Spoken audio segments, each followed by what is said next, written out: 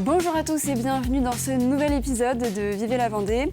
Aujourd'hui, on est à La Roche-sur-Yon dans la recyclerie Cœur Vendée et on est avec Stéphane. Bonjour Stéphane. Bonjour Anaïs. Alors tu es donc chineur professionnel, est-ce qu'on peut dire ça comme ça? Ouais, on peut dire ça comme ça, ouais. C'est une terminologie intéressante en tout cas. Ouais. Parce que comment tu te définirais en fait Donc moi j'ai ouvert une boutique à la Tranche-sur-Mer qui s'appelle Au Goût du Jour, qui est une boutique que je présente comme une boutique de décoration d'intérieur.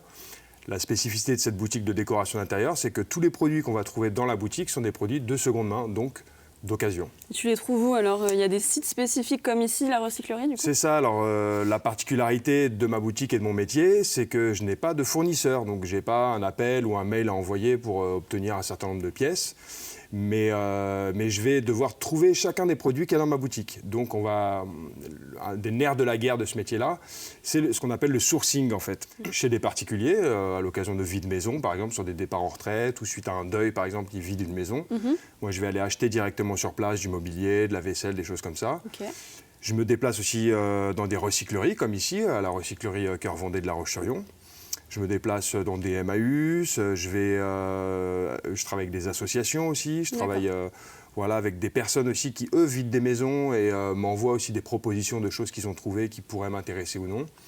Et puis c'est surtout du réseau aussi ce métier-là et énormément c'est un gros volume de travail pour arriver à remplir une boutique avec des choses qu'on trouve. Tu arrives à en vivre depuis combien de temps? C'est récent tout ça? Alors la boutique a ouvert l'année dernière, donc effectivement voilà, c'est les débuts. Pour l'instant, j'en vis pas complètement de cette activité, mais comme tout montage d'entreprise, voilà, il y a toujours 2-3 ans à travailler, à cravacher pour qu'à un moment, ça puisse être quelque chose de pérenne financièrement.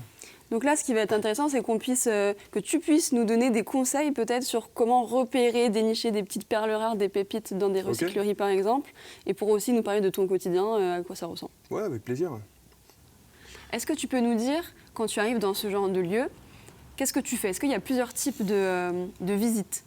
Alors, au début, en fait, donc dans ce genre de lieu, on va trouver de la vaisselle, on va trouver du mobilier, on va trouver des vêtements, on va trouver plein de choses différentes, des jouets pour enfants, des vélos, par exemple, on est passé devant tout à l'heure. Moi, ce qui va m'intéresser en premier dans ce genre de lieu, c'est aller voir le mobilier. Donc, je vais tout de suite au mobilier, généralement, c'est au fond de la boutique, c'est là où on se trouve. Et puis, je fais déjà un premier tour assez rapide, voir s'il y a quelque chose qui m'intéresse vraiment, le gros coup de cœur, le gros coup, avec un coup d'œil sur quelque chose qui va m'attirer. Parce que des fois, on a beau faire 1, 2, 3, 4, 5 passages, il y a des choses qu'on ne voit pas, que notre œil ne voit pas. Donc je fais déjà un premier tour assez rapide et après je fais un deuxième tour, des fois un troisième et si j'ai du temps, un quatrième tour. Et des fois, c'est au quatrième tour qu'on fait « mais tiens, comment j'ai pas pu voir ça » alors que c'est exactement le genre de pièce que je cherche. D'accord. Donc on peut voir un peu là comment tu fais? Ouais, alors au début, je commence à avancer, je regarde s'il y a quelque chose qui m'intéresse. Au premier coup d'œil, je vais assez vite généralement sur ce premier tour. Voilà, ce petit meuble, il peut m'intéresser, donc je regarde l'état. Je vois qu'il manque des planches, là, donc bon, je regarde le prix, il y a peut-être un peu trop. Voilà. Voilà, c'est une table qui est proposée, 15 €. Derrière, je refais un petit coup de ponçage.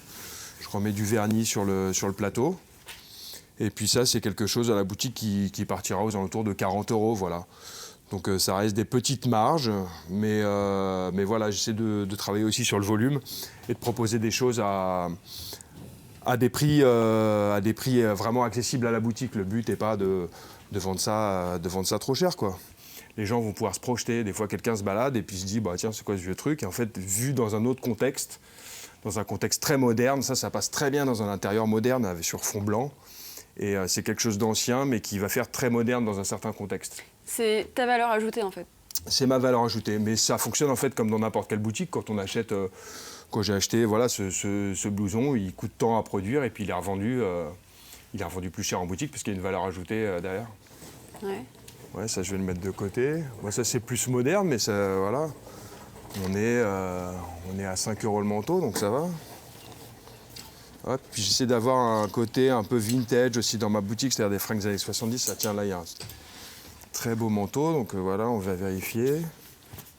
Tu vérifies quoi là? Là, je vérifie la composition, donc intérieur polyester, manteau 100% cuir, veste des années 70, et donc ça c'est à 5 €.